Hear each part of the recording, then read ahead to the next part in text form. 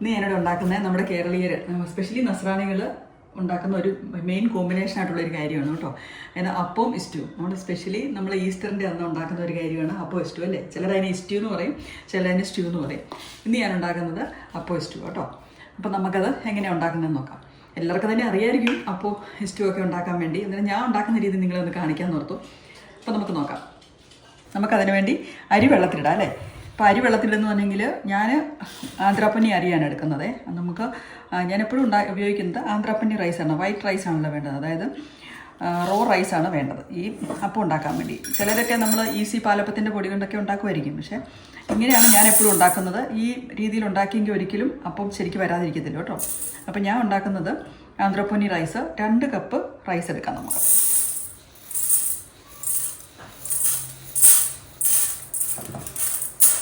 ഇതിപ്പം 2 cup rice എടുത്തിട്ടുണ്ട്. അരി കഴുകി കുതിർക്കാനിട്ടൊരു 3 മണിക്കൂർ നേരമെങ്കിലും അരി കുതിർക്കണം കേട്ടോ. എന്നാലും നമുക്ക് നന്നായിട്ട് അരയാൻ വേണ്ടി നല്ല എളുപ്പത്തിൽ കിട്ടുള്ളൂ. ഇപ്പം നിങ്ങൾക്ക് കുറച്ച് സമയം കുറവാണ്, 2 മണിക്കൂറൊക്കെ ഉള്ളൂ, അല്ലെ 1 മണിക്കൂറോ ഉള്ളെങ്കിൽ ഒരു ചെറിയ ചൂടുവെള്ളത്തിൽ ഇടുവാണെങ്കിൽ കുറച്ചും കൂടെ പെട്ടെന്ന് ഇതൊന്ന് സോക്കായി കിട്ടും കേട്ടോ. അപ്പം ഞാനിത് കഴുകിയിട്ട് വെള്ളത്തിലേക്ക് ഇടുക.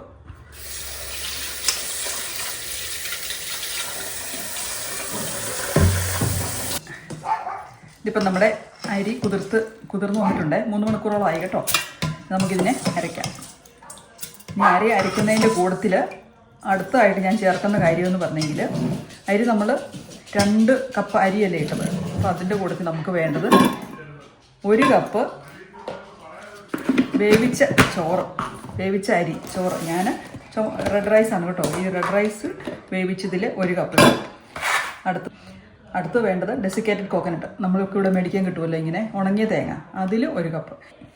അപ്പോൾ ഈ അരി 2 കപ്പാണെങ്കിൽ 1 കപ്പ് ചോറും 1 കപ്പ് തേങ്ങയും ഇത്ര ഇട്ട് നിങ്ങൾ അരച്ച് നോക്കിയെങ്കിൽ നല്ല അടിപൊളിയായിട്ട് നമുക്ക് അപ്പം ഉണ്ടാക്കാൻ പറ്റും കേട്ടോ. അതിൻ്റെ കൂട്ടത്തിൽ അടുത്തതായിട്ട് വേണ്ടതെന്ന് പറഞ്ഞെങ്കിൽ ഈസ്റ്ററേ ഉള്ളൂ. നല്ല സുന്ദര അപ്പം ഉണ്ടാക്കിയിട്ട്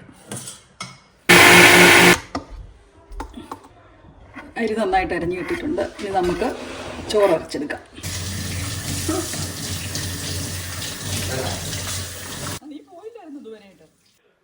1 ഗ്ലാസ് ചോറിട്ട് കൊടുക്കാം. അതോടൊപ്പം തന്നെ നമുക്ക് 1 ഗ്ലാസ് ഡെസിക്കേറ്റഡ് കോക്കനട്ടും ഇട്ട് കൊടുക്കാം. ഇനി നിങ്ങൾ ഫ്രഷ് കോക്കനട്ടാണ് ഇടുന്നതെങ്കിൽ 1 ഗ്ലാസ് ഫ്രഷ് കോക്കനട്ട് തേങ്ങാ ചിരവ് ഇതും കൂടി ഇട്ട് കൊടുത്താൽ മതി. അപ്പോൾ സെയിം എമൗണ്ട് നമ്മൾ ചോറിട്ടിടത്തോളം തന്നെ നമ്മൾ തേങ്ങയും കൂടി ഇട്ട് കൊടുത്താൽ മതി കേട്ടോ. നമുക്ക് അരച്ചെടുക്കാം. കുറച്ച് വെള്ളം, ആവശ്യത്തിന് വെള്ളം ഒഴിച്ച് നമുക്കിതിനെ ഒന്ന് അരച്ചെടുക്കാം.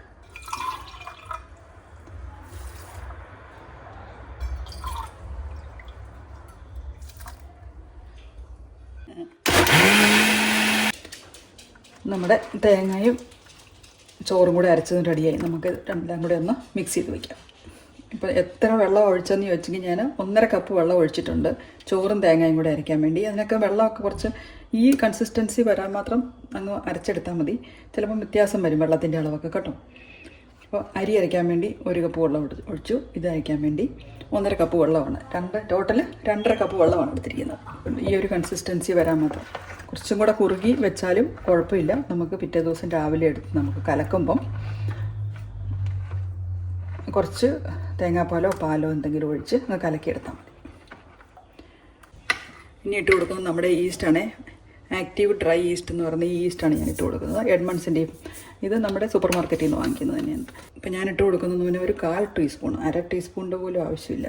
ഇത്രയും ഇട്ട് കൊടുത്താൽ മതി. ഇത്ര എമൗണ്ട് അല്ലേ ഉള്ളൂ, അതുകൊണ്ട്. ഇതിപ്പോൾ ഒരു 2 കപ്പ് അരച്ച് വെക്കുന്നതിന് ഇതിപ്പോൾ ഞാനൊരു 1/4 കപ്പ്, 1/4 ടീസ്പൂൺ. ഇതിപ്പോൾ 2 കപ്പ് അരിയും 1 കപ്പ് ചോറും 1 കപ്പ് തേങ്ങയും കൂടെ അരച്ച് വെക്കുന്നതിന് ഞാൻ എടുത്തിരിക്കുന്നത്. ഒരു 1/2 ടീസ്പൂൺ ഈസ്റ്റ് ഇട്ടിട്ടില്ല. ഒരു 1/4 ടീസ്പൂണിനേക്കാളും സ്വല്പം കൂടെ കൂടുതൽ ഈസ്റ്റ് ഇട്ടിട്ടുണ്ട്. അപ്പോൾ ഇങ്ങനെ ജസ്റ്റ് അങ്ങ് ഇട്ട് കൊടുത്താട്ട് ഒന്ന് നമ്മൾ കലക്കിയങ്ങ് വെച്ചെങ്കിൽ നാളെ രാവിലെ നമ്മുടെ അപ്പത്തിനുള്ള മാവ് റെഡിയാണ്. ഇനി വെക്കുമ്പോൾ ഇനിയിപ്പോൾ തണുപ്പ് കാലമായതുകൊണ്ട് ഒത്തിരി വെട്ടത്ത് തൂങ്ങിപ്പോകത്തില്ല. ചൂടുകാലമാണെങ്കിൽ വെക്കുന്ന സമയത്ത് ഞാൻ ഒരു പാത്രത്തിൻ്റെ അകത്തേക്ക് വെച്ചേക്കും. ഇൻ കേസ് ഇത് താടി പോവുകയാണെങ്കിൽ ആ പാത്രത്തിലേക്ക് വീണോളൂല്ലോ. അപ്പം തണുപ്പ് കാലമായതുകൊണ്ട് കുഴപ്പമില്ല. കുറച്ച് സമയം എടുക്കും. രാവിലെ ചിലപ്പം 7 മണിയാകുമ്പോഴൊന്നും പൊങ്ങി വന്നൊന്നും ഇരിക്കത്തില്ല. ഒരു 6 മണിക്കൂർ എന്നൊക്കെ പറഞ്ഞാൽ നാട്ടിലൊക്കെയാണെങ്കിൽ നമുക്ക് 6 മണിക്കൂർ വരും. ഇവിടെ നമുക്കൊരു 8 മണിക്കൂർ 10 മണിക്കൂറൊക്കെ എടുക്കുമെന്ന് പൊങ്ങി വരാൻ വേണ്ടി. നേരത്തെ അരച്ച് വെച്ചാലേ പൊങ്ങി കിട്ടുള്ളൂ നമുക്ക്. ഇനി വയ്ക്കുമ്പോൾ ന്യൂസിലൻഡിലുള്ളവർക്ക് ഇനി നിങ്ങൾക്ക് ഹോട്ട് വാട്ടർ കബോർഡ് ഉണ്ടെങ്കിൽ ഹോട്ട് വാട്ടർ കബോർഡിനകത്ത് വയ്ക്കുവാണെങ്കിൽ കറക്റ്റായിട്ട് പെട്ടെന്ന് പൊങ്ങി കിട്ടും കേട്ടോ. എനിക്കിവിടെ ഹോട്ട് വാട്ടർ കബോർഡ് ഇല്ലാത്തതുകൊണ്ട് ഞാൻ ഇവിടെ തന്നെ വയ്ക്കുന്നു. പക്ഷെ നാളെ രാവിലെ ആകുമ്പോഴത്തേക്കും പൊങ്ങി കിട്ടും. ഇപ്പം നമ്മൾ ഇന്നലെ അരച്ച് വെച്ചിട്ട് പോയ അപ്പത്തിൻ്റെ മാവാണേ ഉണ്ടോ, നന്നായിട്ട് പൊളിച്ചിരിക്കുന്നത് കണ്ടോ. ഇനിയാണ് ഞാൻ ഉപ്പിട്ട് കൊടുക്കുന്നത്. ഉപ്പിടാതെയാണ് നമ്മൾ വെച്ചത്. ഇനി നമ്മൾ ഉപ്പിട്ട് കൊടുക്കും. ഇനി വേണമെങ്കിൽ സ്വല്പം പഞ്ചസാരയും നമുക്ക് ഇട്ട് കൊടുക്കാം. പഞ്ചസാര വേണമെന്നില്ല, നമ്മൾ കറി കൂട്ടി കഴിക്കുവാണെങ്കിൽ പഞ്ചസാര ഇടാറില്ല. നമുക്ക് കുറച്ച് ഉപ്പിട്ട് നമുക്ക് ഇളക്കി അപ്പം ചുട്ടെടുക്കാം. ഇതാണ് ഞാൻ ഉപ്പിട്ട് കൊടുക്കുന്നത്. ഒരു 1/2 ടീസ്പൂൺ ഉപ്പിട്ട് കൊടുത്തിട്ടുണ്ട്. നമുക്കൊന്ന് ഇളക്കി അപ്പം ചുട്ടെടുക്കാം.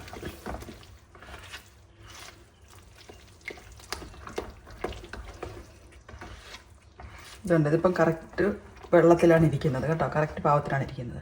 കുറച്ചും കൂടെ ടൈറ്റായിട്ടാണ് നമ്മൾ അരച്ച് വയ്ക്കുന്നതെങ്കിൽ രാവിലെ കലക്കുമ്പം കുറച്ച് പാലോ തേങ്ങാപ്പാലോ ഒഴിച്ച് നമുക്ക് കലക്കിയെടുക്കണം കേട്ടോ. അങ്ങനെയാണെങ്കിൽ അപ്പം ചുട്ടെടുക്കുമ്പോൾ നല്ല ടേസ്റ്റി വരത്തുള്ളൂ. അല്ലെങ്കിൽ വെള്ളം ഒഴിച്ച് കലക്കുമ്പോൾ അതിനത്ര ടേസ്റ്റ് കിട്ടത്തില്ല.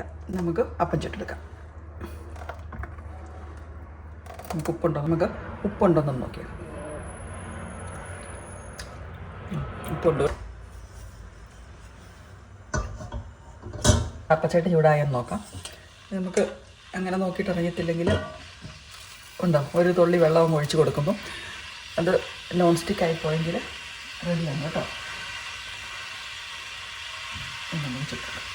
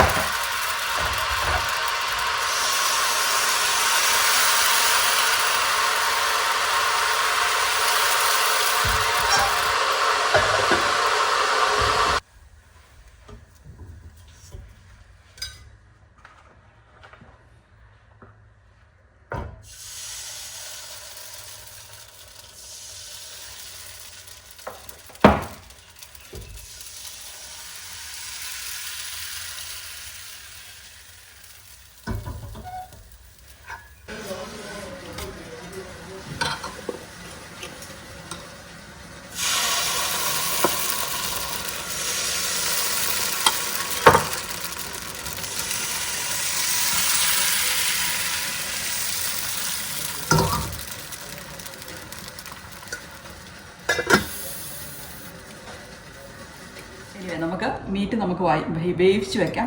ഞാൻ ഇന്ന് വേവിച്ച് വെക്കുവാണേ. നാളെയാണ് കറി ഉണ്ടാക്കുന്നത്. അപ്പോൾ ഇന്ന് വേവിച്ച് വെക്കാൻ വേണ്ടി ഞാൻ ഒരുപാട് കാര്യങ്ങളൊന്നും ഇടുന്നില്ല. ഇഞ്ചിയും വെളുത്തുള്ളിയും കൂടെ അരച്ചതുണ്ട്, അത് ഇട്ട് കൊടുക്കണം. കുറച്ച് കുരുമുളകും ഇട്ട് കൊടുക്കും. അത്രയും കാര്യങ്ങൾ, ഉപ്പും ഇട്ട് കൊടുക്കും. അത്രയും കാര്യങ്ങൾ ഇട്ട് നമുക്കിതിനെ വേവിച്ച് വെക്കാം. എന്നിട്ട് നാളെ നമുക്കിത് കറി ഉണ്ടാക്കാം. ന്യൂസിലൻഡിൽ നമുക്ക് കൂടുതലും മട്ടൺ സ്റ്റൂ എന്ന് പറഞ്ഞാൽ നമുക്ക് ലാമ്പാണ് അവൈലബിൾ ആയിട്ട് കിട്ടുന്നത്. നമുക്ക് കൂടുതലും കിട്ടുന്നത് ലാമ്പാണേ.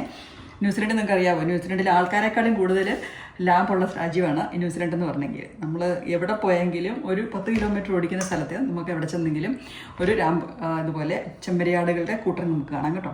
അപ്പം അതിലൊരു ചെമ്മ ഉപ്പിട്ട് കൊടുക്കുവാണേ. ഓരോരുത്തരുടെ ആവശ്യത്തിന് ഉപ്പ്, അല്ലെങ്കിൽ നമുക്ക് ഒരുപാട് ഉപ്പ് ഇട്ട് കൊടുക്കണ്ട. നാളെ വേണമെങ്കിൽ കറിയാക്കുന്ന സമയത്ത് നമുക്ക് കൂടുതൽ ഉപ്പിട്ട് കൊടുക്കാമല്ലോ. അപ്പോൾ ഉപ്പിട്ട് കൊടുത്തു.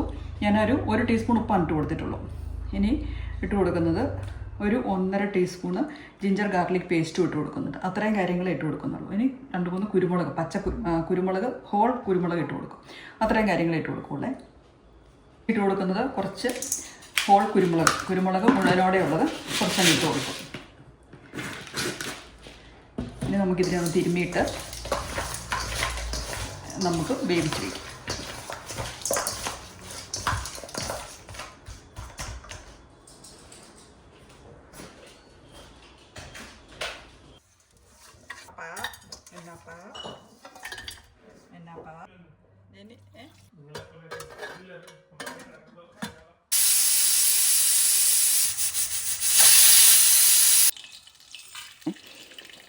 ഞാൻ അതിനുമായിട്ട് ഉരുളി അടുപ്പത്ത് വെച്ച് നമ്മളതിലേക്ക് ഒരു 1.5 ടേബിൾ സ്പൂൺ കുക്കിംഗ് ഓയിൽ ഒഴിച്ച് കൊടുത്തിട്ടുണ്ട്. അതിലേക്ക് നമ്മൾ ഹോൾ സ്പൈസസ്, അതായത് ഏലക്ക, ഗ്രാമ്പു, കറുവാപ്പട്ട, പെരിഞ്ചീരകം, സ്റ്റാർ അനീസ് എല്ലാം കുറേശ്ശെ ഇട്ട് കൊടുത്തിട്ടുണ്ട്. 5-6 എണ്ണം വെച്ചാണ് ഇട്ട് കൊടുത്തിരിക്കുന്നത്. ഇതൊന്ന് മൂത്ത് വരട്ടെ. മൂത്ത് വരുമ്പോഴത്തേക്കും നമ്മളിട്ട് കൊടുക്കുന്നത് ഇഞ്ചിയും വെളുത്തുള്ളിയും ചെറുതായിട്ട് നീളത്തിലരിഞ്ഞാണ് ഇട്ട് കൊടുക്കുന്നത്. അതും ഒന്ന് മൂത്ത് വരട്ടെ. അത് കഴിഞ്ഞിട്ട് നമുക്ക് ബാക്കി കാര്യങ്ങൾ ചെയ്യാം. സ്റ്റൂ ഒക്കെ ഉണ്ടാക്കാൻ എല്ലാവർക്കും അറിയാവുന്ന തന്നെയല്ലേ. ഇങ്ങനെയൊക്കെയാണോ നിങ്ങൾ ഉണ്ടാക്കുന്നതെന്ന് പറയുന്നത്.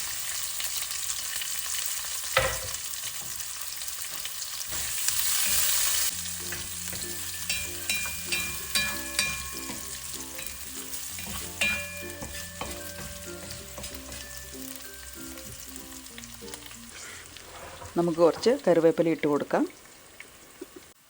ഇങ്ങനെ ഉണ്ടായിരുന്നു പള്ളി? തിരക്കായിരുന്നോ?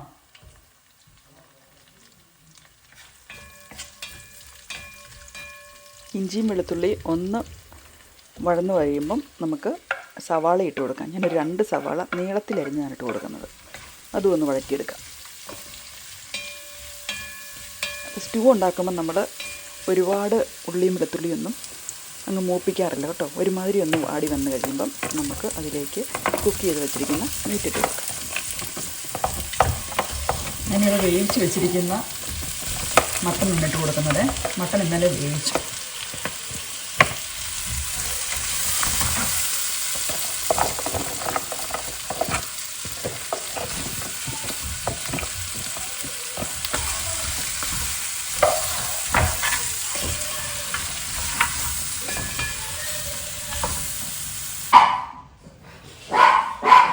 ഇന്നലെ വേവിച്ചത് കൊണ്ട് കുറച്ച് വേവിച്ചതിൻ്റെ വെള്ളം കൂടെ നമ്മൾ ഊറ്റി വയ്ക്കണേ, അല്ലെങ്കിൽ അതിൻ്റെ സത്തൊക്കെ പോയി വരും.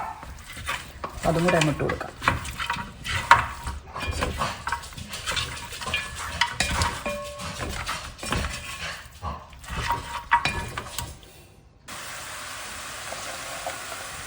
പച്ചമുളക് നമ്മൾ നേരത്തെ ഇട്ട് കൊടുക്കേണ്ടതായിരുന്നു, ഞാൻ മറന്നു പോയിട്ട് കൊടുക്കാം. അപ്പം ഞാൻ ഇപ്പോൾ ഇട്ട് കൊടുക്കാം. അതുപോലെ തന്നെ ഒരു 3 ബേ ലീഫും കൂടി ഇട്ട് കൊടുക്കണം. എല്ലാവരും ഒന്നും ബേ ലീഫ് ഇടാറില്ല, എനിക്കിവിടെ ഇഷ്ടം പോലെ ഉള്ളതുകൊണ്ട് ഞാൻ ഇട്ട് കൊടുക്കാം. പച്ചമുളക് ഇവിടെ കിടന്ന് പറയട്ടെ. ഫ്രീസറിലിരുന്ന പച്ചമുളകാണേ. നമ്മളെടുത്ത് നമ്മുടെ ഫ്രഷ് പച്ചമുളക് എടുത്ത് ഫ്രീസറിൽ വെച്ചായിരുന്നല്ലോ. അതായത് ഫ്രീസറിലിരുന്നതുകൊണ്ട് എടുത്ത് ഇടാനും പറഞ്ഞത്. അവിടെ കിടക്കണം, ഒന്ന് വഴന്ന് കിട്ടട്ടെ. ഇനി നമുക്കിതിലേക്ക് വേവിച്ച് വെച്ചിരിക്കുന്ന പൊട്ടറ്റോയും ക്യാരറ്റും കൂടി ഇട്ട് കൊടുക്കാം.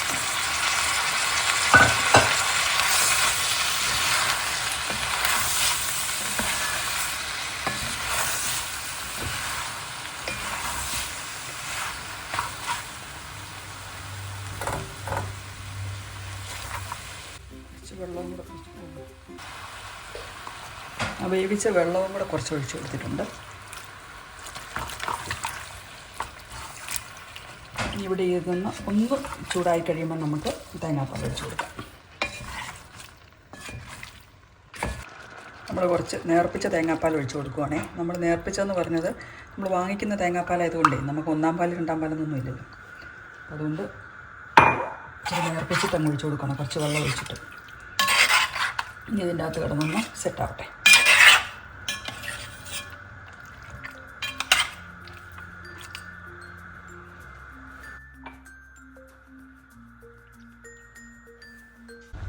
ഇനി ഇട്ട് കൊടുക്കുന്നത് ഗരം മസാലപ്പൊടി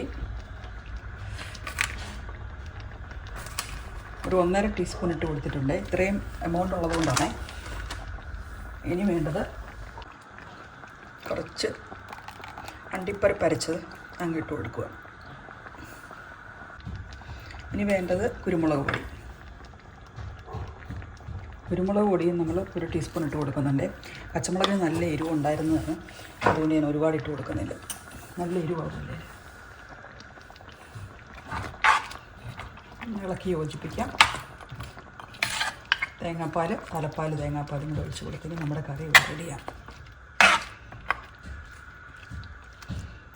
ഇനി നമ്മൾ ഡെക്കറേഷന് വേണ്ടി നമുക്ക് അണ്ടിപ്പരിപ്പോ കിസ്മിസോ ഒക്കെ നമുക്ക് ഫ്രൈ ചെയ്താവുന്നതാണ്. ഞാനിപ്പോൾ അണ്ടിപ്പരിപ്പും കുറച്ച് ക്രാൻബെറിയും കൂടെ ഫ്രൈ ചെയ്താൻ പോവാം.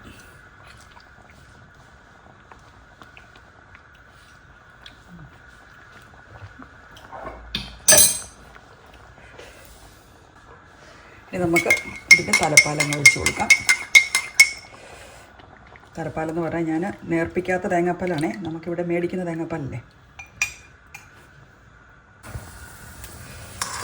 നമ്മൾ അണ്ടിപ്പരിപ്പ് വറുത്തിടുവാണേ. വറുക്കാതെ ആണെങ്കിലും ഇടാം.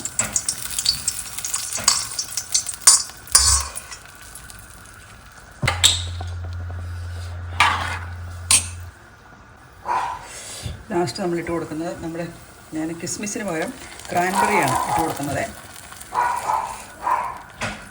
ക്രാൻബെറി ആ നെയ്യോട് കൂടി അങ്ങ് ഒഴിച്ച് കൊടുത്തു. നമ്മുടെ തീ ഓഫ് ചെയ്തു. പരിപാടി ഇത്.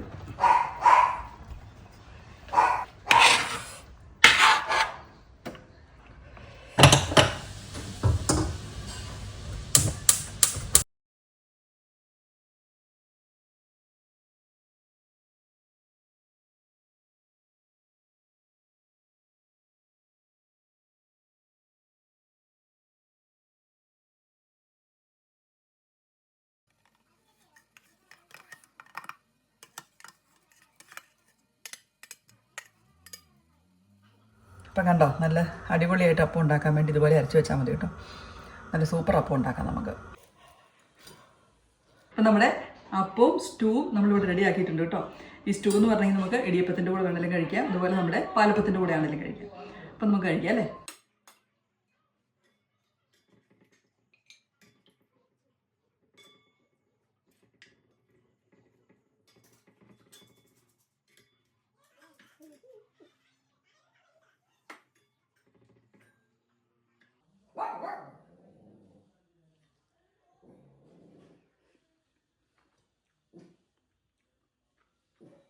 മിക്സി കഴിയണമെങ്കിൽ ഇച്ചിരി വെള്ളം ഒഴിക്കുക, സ്വല്പം സോപ്പ് ഇടുക, ഏതെങ്കിലും സ്പോഞ്ച് എടുത്തിട്ട് ഒന്ന് വട്ടം കറക്കുക.